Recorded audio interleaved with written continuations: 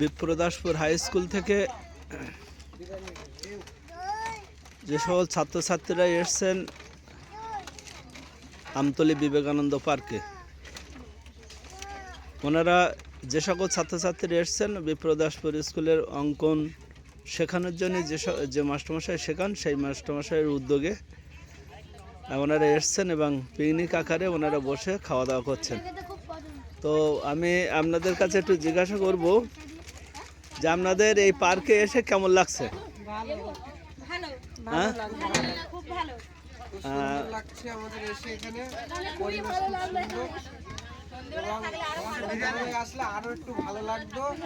হ্যাঁ, এটা সন্ধ্যাকালীন সময়ে আসলে এর যে লাইটিংটা হয় সেই লাইটিংটা দেখার মতো লাইটিং হয়।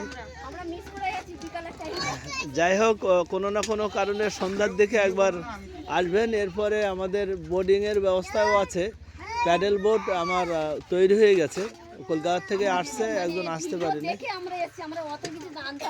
আচ্ছা আচ্ছা আচ্ছা, ও ফেসবুকেও ভিডিও দেখে এসছেন তাই না?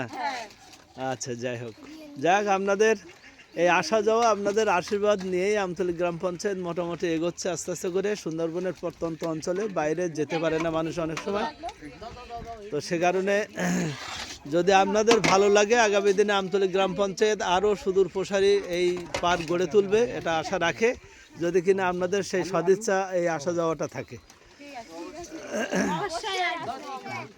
ঠিক আছে, কই ছেলেরা, এই যে বলো কেমন লাগছে তোমাদের এখানে? খুব ভালো লাগছে তাই তো?